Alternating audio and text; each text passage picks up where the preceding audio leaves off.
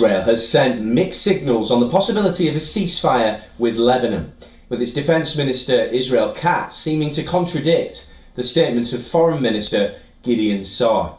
Saar, who replaced Katz at the Foreign Ministry this week, told journalists that there had been progress towards a ceasefire in Lebanon, as the country is working with the US on the issue. But Katz, who became Defence Minister this week, told a forum of top military generals that there will be no ceasefire and there will be no break in the strikes against Hezbollah.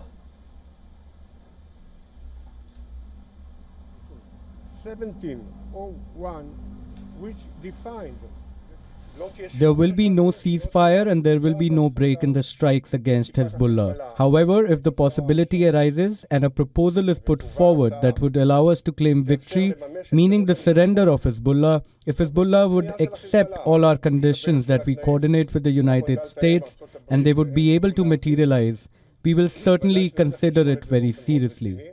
I think there is certain progress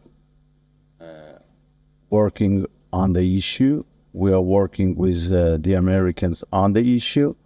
There is progress. Furthermore, the Israeli Defence Minister Katz said Iran was more exposed than ever to strikes on its nuclear facilities. In his post on X, he added that his government has the opportunity to achieve its most important goal, to thwart and eliminate the existential threat to the State of Israel. Meanwhile, Israel's far-right Finance Minister Bezalel Smotrich has pledged to annex Israeli settlements in the occupied West Bank in 2025, saying that he has already begun laying the groundwork for such a step. Smotrich said he will push the government to work together with the new US administration on the matter, calling Trump's return to power an important opportunity. Israeli Prime Minister Benjamin Netanyahu has already spoken to Trump twice in the past few days. Meanwhile, Israeli President Isaac Herzog is to meet his US counterpart Joe Biden today. In other developments, Israel PMO has denied a TV report that Shin Bet security agency was unable to reach PM Benjamin Netanyahu's chief of staff Tachi Braverman shortly before Hamas launched its attack on October the 7th. According to Channel 13, the Shin Bet was trying to reach Braverman regarding unusual activity in Gaza, including indications of Israeli SIM cards activated by Hamas forces less than 2 hours before the start of Hamas's deadly onslaught on Israeli communities. However, the Prime Minister's office said the Chief of Staff did not receive any phone calls from anyone in the hours before the October 7th massacre. The statement said that as a general rule, an intelligence update from the Shin Bet to the Prime Minister goes through the Prime Minister's military secretary. Meanwhile, the Israeli army said 4 of its soldiers have been killed in the northern Gaza Strip.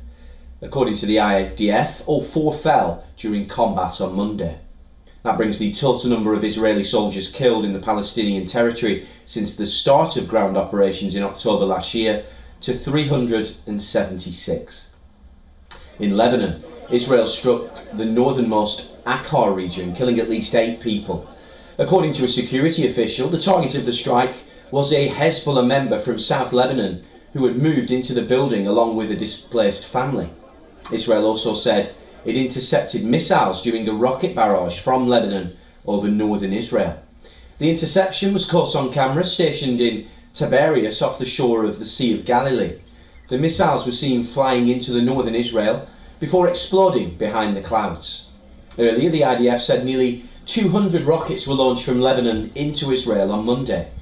On the other hand, the US forces carried out strikes against 9 targets associated with Iranian-backed groups in Syria, in response to what the US military said were attacks on its troops in the country.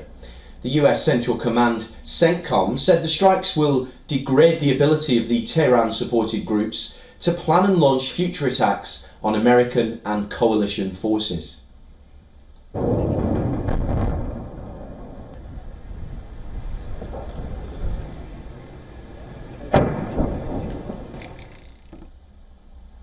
Well, we asked our correspondent Jody Cohen from Ra'anana, Israel, about Israel's reactions to the call by the Arab Summit for a ceasefire and Palestinian state. Right, so the Arab Summit has called for a ceasefire and Palestinian state, and President Abbas spokesperson Nabil Abu Rudaina said that 2025 will be the year of Palestinian statehood. Now, Israel's new Foreign Minister Gideon Saar suggested that a Palestinian state is not a realistic goal after Hamas's 7th of October massacre. And President Trump's team reportedly suggested that the 2020 proposal under President Trump's first term could still be relevant. But this, along with all other peace proposals, has been rejected by the Palestinian Authority. So it remains to be seen what happens with that.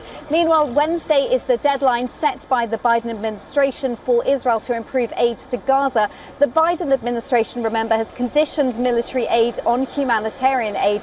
And Israel says it's increased the number of trucks entering Gaza, but that more than 800 trucks have been waiting for months on the Gazan side of the crossing to be picked up. Now, this is likely to be discussed in meetings today between President Biden and Israeli President Herzog.